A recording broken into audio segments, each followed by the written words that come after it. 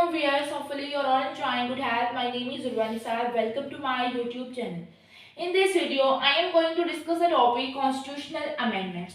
तो ये जो आज का हमारा लेक्चर है, ये इसमें जो पार्ट 1 है, इसमें 1 to 11 जो अमेंडमेंट्स हैं उनको हम डिस्कस करने वाले हैं। अब तक जो 1973 के कॉन्स्टिट्यूशन के अंदर 26 टोटल अमेंडमेंट्स हो चुकी हैं।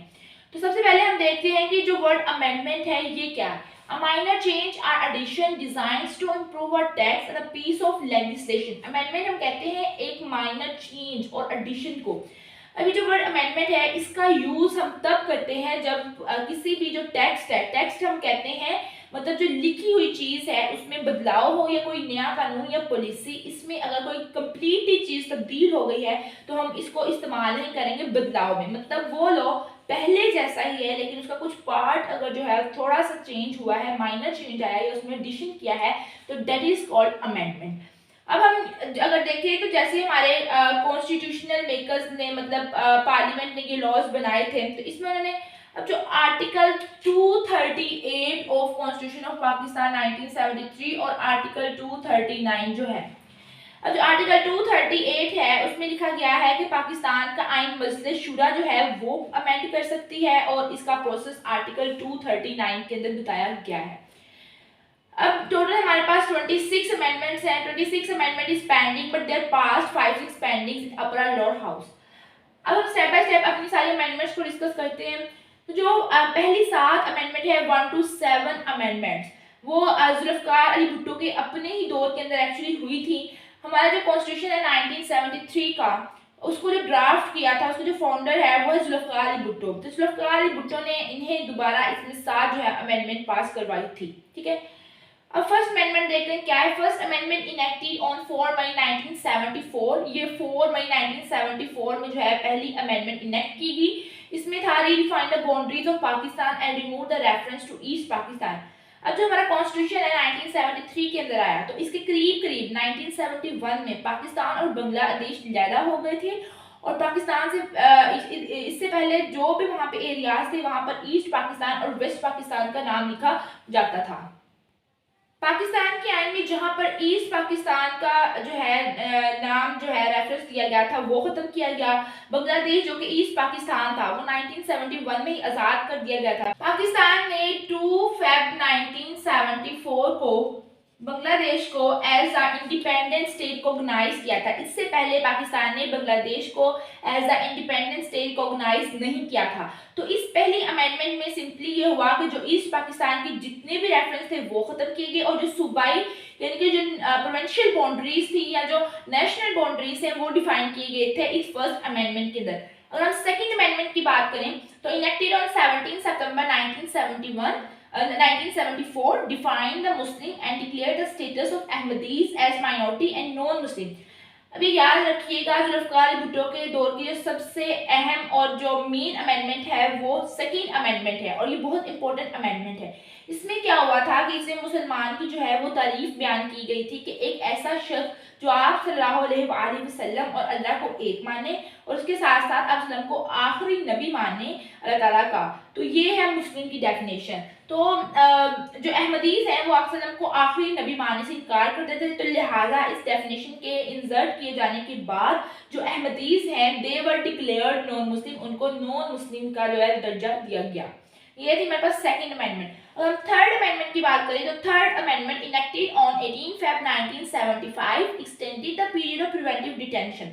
अब ये जो थर्ड अमेंडमेंट है इसमें जो है वो प्रिवेंटिव डिटेंशन का जो पीरियड है वो इंक्रीज किया गया था। एक होती है इम्प्रिजमेंट, यानी कि जब कोई शख्स जुर्म करता है, कोई क्राइम करता है तो उस मुजरिम को जेल में डालना इम्प्रिजमेंट होती है। लेकिन बाज़ औक़ात ऐसी होता है कि एक ऐसा शख्स जिसने अभी जुर्म नहीं किया होता लेकिन खतरा होता है कि वो जुर्म कर सकता है, तो ऐसा शख्स नजरबंद किया जाता है, ऐसे शख्स को डिटेन किया जाता है। इसको हम कहते हैं प्रिवेंटिव डिटेंशन।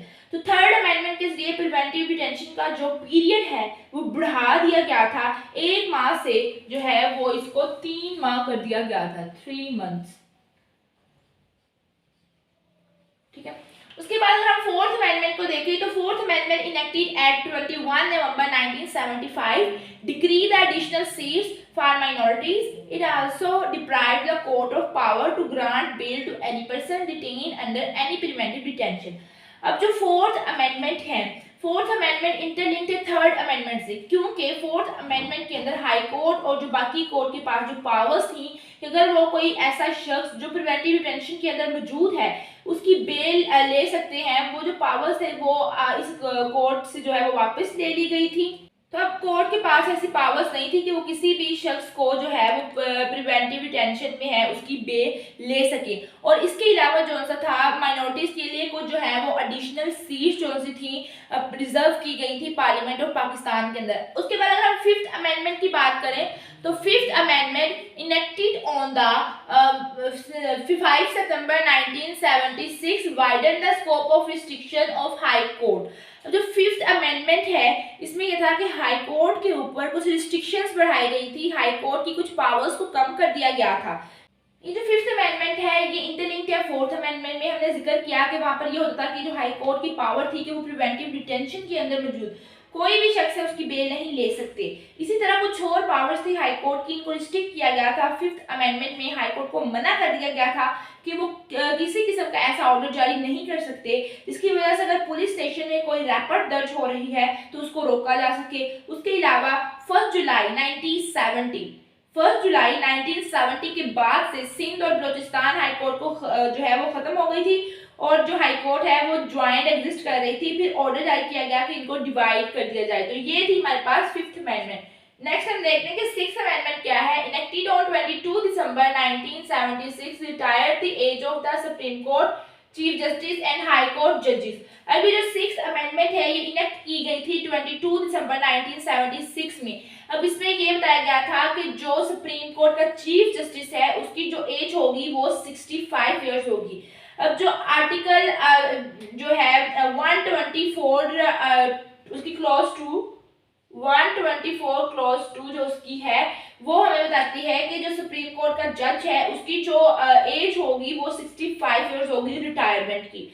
और इसी तरह हमें बताया गया कि जो हाई कोर्ट का जज है उसकी एज होगी 62 ईयर्स। हाई कोर्ट के जज की एज होगी 62 ईयर्स और सुप्रीम कोर्ट के जज की जो एज होगी दैट इज 65 ईयर्स। उसके बाद हम देखते हैं कि जो सेवंथ अमेंडमेंट है वो क्या है। Seventh amendment enacted on 16 May 1977 enable the prime minister to obtain a vote of confidence of people of Pakistan. अब सेवंथ अमेंडमेंट में हुआ कि प्राइम मिनिस्टर जो है वो रेफरेंडम करवा सकता है, वोट ऑफ कॉन्फिडेंस ले सकता है अवाम से डायरेक्टली अगर वो चाहे तो किसी भी मामले मतलब जो कौमी नौयत का हो वो अवाम से डायरेक्ट राय ले सकता है। ये सेवंथ अमेंडमेंट में प्राइम मिनिस्टर को पावर्स दी गई थी। अब एट अमेंडमेंट अगर हम देखें तो enacted at 11 November 1985 change the Pakistan government from parliamentary system to a semi presidential government by giving the additional powers of the president. अब ये जो एट अमेंडमेंट है जुल्फकार भुट्टो के दौर के बाद की सब दूसरी अहम तरमीम है जो जिसको अच्छे लफ्जों में भी याद किया जाता है और बुरे लफ्जों में भी। अब 1985 में जो है वो मार्शल लॉ मौजूद था, जनरल ज़ियाउल हक थे पाकिस्तान में और जनरल ज़ियाउल हक ने 8 अमेंडमेंट की जिसमें ये कोशिश की गई कि जो पार्लियामेंट्री सिस्टम है इसको सेमी प्रेसिडेंशियल गवर्नमेंट के अंदर जो है वो कन्वर्ट कर दिया जाए, तो इसको सेमी प्रेसिडेंशियल में तब्दील कर दिया गया। इसकी मिसाल ये है जो आर्टिकल 58(2)(b आर्टिकल 58(2)(b जो है कॉन्स्टिट्यूशन ऑफ पाकिस्तान 1973 का वो हमें ये बताता है। इसकी मिसाल वो है जुल्फकार भुट्टो की गवर्नमेंट को रिमूव किया ज़ियाउल हक ने और 5 जुलाई 1977 हमारे मुल्क में मार्शल लॉ लगा दिया गया। और अब जब थर्ड मार्शल लॉ ज़ियाउल हक ने लगाया तो कॉन्स्टिट्यूशन ऑफ पाकिस्तान को फर्स्ट टाइम सस्पेंड किया गया। अब 8 अमेंडमेंट के जरिए बैलेंस ऑफ पावर्स को टोटली डिस्टर्ब करने के बाद कॉन्स्टिट्यूशन को दोबारा रिवाइव कर दिया जाता है। अब जैसे मैंने आपको बताया कि आर्टिकल 58(2)(b जो है उसकी जो क्लॉज 2 भी है उसमें वो जो इंटरेस्टेड है first time in the history of constitution in 8 amendment article 58(2)(b clause interested जिसमें सदर पाकिस्तान को ये पावर दी गई कि वो जब चाहे असेंबली को डिसॉल्व कर सकता है। इस तरह क्या हुआ कि पाकिस्तान का वो सिस्टम जो पार्लियामेंट्री फॉर्म पर बेस कर रहा था इसको सेमी प्रेसिडेंशियल में तक जो है वो ट्रांसफर कर दिया गया। बैलेंस ऑफ पावर को प्रेसिडेंट की फेवर में कर दिया गया, मतलब जो ज़ियाउल हक ने जो प्रेसिडेंट था, और president according to article 52B जो सा है उसके पास ये पावर आ गई थी कि वो किसी भी वक्त जो है वो नेशनल असेंबली को डिसमिस यानी कि तहलील कर सकता है। ये थी हमारे पास 8th अमेंडमेंट जो कि ज़ुल्फ़िकार भुट्टो के दौर की दूसरी अहम अमेंडमेंट थी। अब हम देखते हैं कि 9th अमेंडमेंट क्या है। 9th Amendment not passed 1985 में आई bill to impose Sharia law as supreme law of land. The bill was passed by Senate but could not be passed by the National Assembly. अब ये वो amendment थी जो ज़ियाउल हक की शहादत की वजह बनी, क्योंकि इस अमेंडमेंट के जरिए ये किया जा रहा था that the Sharia law will be the supreme law of land. जो बाकी सारे कवानीन हैं इनको खत्म कर दें और जो मतलब शरीयत है इस कानून को पाकिस्तान के सुप्रीम लॉ के तौर पे लेकर आ जाए। बट हुआ ये कि ये अमेंडमेंट दोनों हाउसेस से पास हुई, ज़ियाउल हक की शहादत होगी, इसके बाद ये तरमीम कभी भी पास नहीं हुई। जब यहाँ पे मैंने लिखा नॉट पास, और ये एक जो सा है हाउस से पास होती है सेनेट से, लेकिन नेशनल असेंबली से नहीं। जब एक तरमीम को इधर हाउस से पास किया जाता है और दूसरे हाउस में ट्रांसफर किया जाता है तो इस सूरत इसको एक नंबर अलॉट कर दिया जाता है। तो वो नंबर इसलिए इसके पास रहता है क्योंकि वो पास तो हुई लेकिन बाकी फॉर्मेलिटीज पूरी नहीं हो सकी, इसलिए वो कॉन्स्टिट्यूशन का हिस्सा नहीं बन सकी। तो ये थी हमारे पास 9th अमेंडमेंट। अब हम 10th अमेंडमेंट देखते हैं।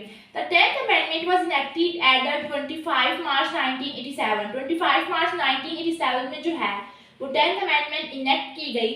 Fix the interval period between the sessions of national assembly to not exceed 130 days.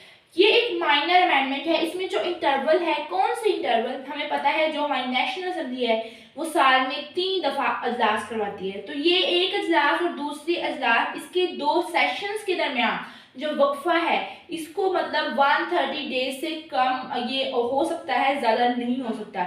यानी कि 10th अमेंडमेंट में period of parliament of Pakistan national assembly fix किया गया एज 130 डेज। उसके बाद हम हमारी लास्ट अमेंडमेंट आज के लेक्चर की 11th amendment, proposal date 1989 not passed, revision of reverse seats for women in national and provincial assemblies. The bill was withdrawn in 1992. अब जो 11th अमेंडमेंट है ये 1989 में इसकी प्रपोजल डेट है, ये भी नॉट पास है 9th अमेंडमेंट की तरह। लेकिन ये कॉन्स्टिट्यूशन अमेंडमेंट का इसको नाम क्यों दिया गया 11th अमेंडमेंट का, बिकॉज ये एक हाउस से पास हुई थी और दूसरे हाउस से नहीं, इसलिए इसको एक नंबर जो है वो अलॉट कर दिया गया था जिसकी वजह से ये अमेंडमेंट का हिस्सा है। इसमें ये हुआ था कि women Kota seats of revision की जाएंगी, लेकिन ये भी एक हाउस से पास है और इसका नंबर इसके पास मौजूद था, इसलिए ये 11th अमेंडमेंट होती है। और इसका जो बिल था वो 1992 में जो है वो विड्रॉन हुआ था। तो ये था मेरा आज का लेक्चर। होप सो आपको अच्छा लगे। अगर आपने अभी तक मेरा चैनल सब्सक्राइब नहीं किया तो please subscribe my channel and don't forget to press the bell icon for the more informative lectures regarding law. Thank you so much.